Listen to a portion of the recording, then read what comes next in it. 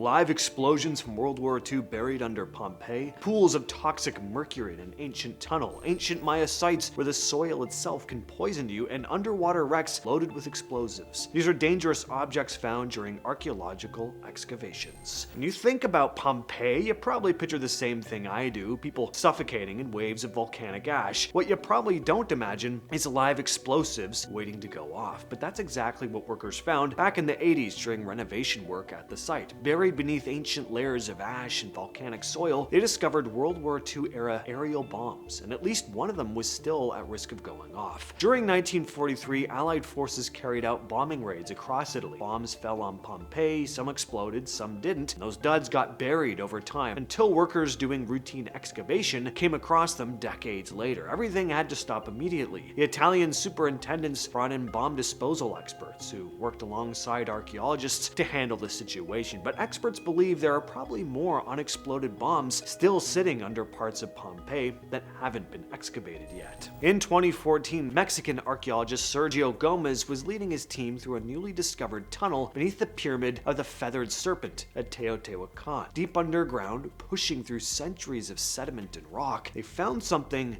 nobody had been expecting: pools of liquid mercury. Finding this much mercury still in liquid form after nearly 2,000 years is pretty bizarre, and more than that, it's dangerous. It releases vapors into the air. Breathing those vapors can damage your nervous system, causing tremors, memory problems, mood changes, all kinds of nasty effects. Once the team realized what they were looking at, everything changed. Workers needed protective gear. They had to monitor air quality constantly. You can't work in an enclosed space with mercury vapor floating around. The current theory is that the ancient Teotihuacanos deliberately placed these pools there as part of some ritual or ceremony, but regardless of why it was put there, the fact is this was a genuine chemical hazard. And it's also the soil that's a problem sometimes. When archaeologists started digging at Maya sites like Tikal, they expected temples, pottery, carved monuments, at least that's what they were hoping for. What they didn't expect was a poisoning hazard sitting in the ground for over 1,000 years. Dr. Duncan Cook led a research team that analyzed soil samples from several Maya sites and found some pretty alarming results. Mercury levels in some spots measured way above the normal level. The team traced it back to ritual deposits, sealed vessels containing elemental mercury, and objects painted with cinnabar, a mercury-based compound. The ancient Maya used these materials in ceremonies and burials. The problem is that over centuries, mercury compounds leach into the soil. When archaeologists dig, they disturb that contaminated earth. Mercury can release vapors that workers inhale, or particles get on their hands and are accidentally ingested later. Mercury is a neurotoxin that attacks your nervous system, causing tremors, memory loss, cognitive difficulties, and mood changes. Because of these discoveries, archaeologists working at Maya sites have completely revised their safety protocols. And the countryside around Flanders in Belgium looks pretty picturesque, with its green fields, farmland, and quiet villages, but underneath all that, there are some seriously dangerous leftovers from World War I. When people dig in these areas, archaeologists, construction workers, or farmers, they sometimes unearth old artillery shells filled with mustard gas. This happens so often, locals call it the Iron Harvest. Every year, people find shells and ordnance left over from World War I trench warfare. Mustard gas is a blistering agent that burns whatever it touches: skin, eyes, lungs, throat. Even after sitting underground for over 100 years though, it's still potent. When these shells are disturbed and gas gets released, it can still cause those horrible injuries. Belgium and France actually have entire government programs dedicated to dealing with this problem year-round. It's crazy to think though that we're still dealing with the leftovers of a war that ended in 1918. In early 2023, archaeologist Steve Brand was working at Gettysburg National Military Park when a metal detector picked up a signal. When they dug down, they found a Civil War artillery shell from the Battle of Gettysburg in July of 1863, and it was still live. After more than 150 years in the ground, the shell still contained its original explosive charge and was perfectly capable of detonating. Brand and his crew stopped everything immediately and called the U.S. Army's 55th Explosive Ordnance Disposal Company from Virginia. The team removed the shell and detonated it in a controlled environment. The park said that live shells are still found at Gettysburg occasionally, maybe a handful since the 80s, but each one gets treated as a serious hazard. That shell sat in the ground through the entire rest of the Civil War, both World Wars, Korea, Vietnam, the Cold War, and all of modern American history. And it was still dangerous enough that Army bomb disposal experts had to blow it up. That's pretty nuts. During an excavation in Sandpoint, Idaho, archaeologists archaeologists James Bard and Robert Weaver led a team that uncovered tens of thousands of artifacts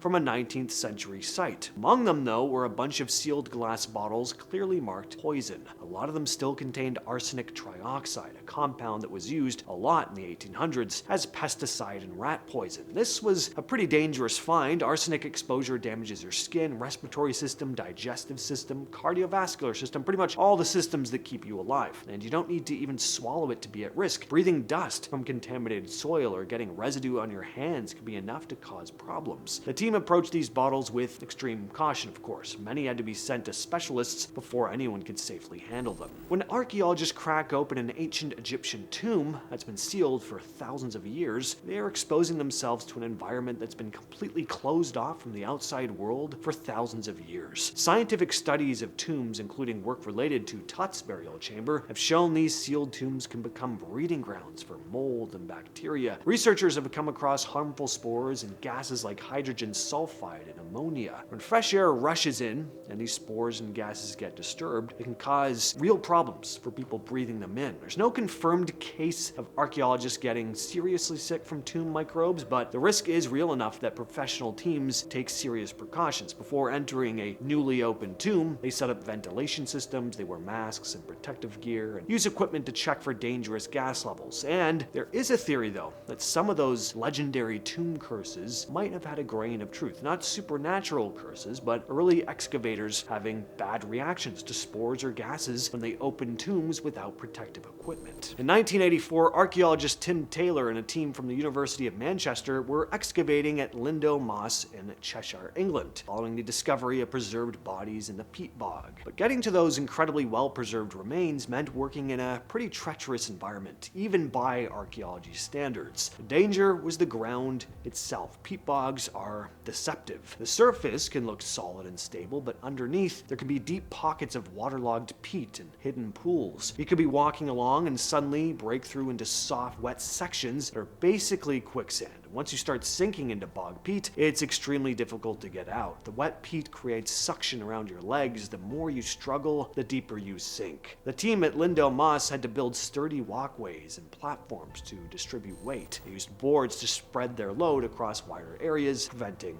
breakthroughs. When you're dealing with wrecks from World War II, you're dealing with something dangerous. Live munitions that have been sitting on the ocean floor for decades. Warships, cargo vessels, freighters, many World War II era ships went down fully loaded with ammunition and explosives. Despite spending 70 plus years underwater, all the corrosion, these explosives don't really become safe. In fact, corrosion can sometimes, so underwater archaeologists team up with bomb experts whenever they explore these wrecks. Before anyone even hits the water, they scan the site with sonar and remote-controlled vehicles to spot any hidden explosives. They find shells, bombs, or mines. The explosives team either carefully takes them out or blows them up safely so the archaeologists can keep working. When archaeologists excavate historic burial grounds in England, especially 18th century churchyards and cathedral burial sites, they'll sometimes encounter something that can cause serious health problems: lead contamination. Lead-lined coffins were popular with the wealthy during this period because lead slows decomposition, but over 200 or 300 years, that lead can leach into the soil, creating higher lead levels in the earth around burial sites. And lead exposure, even relatively small amounts over time,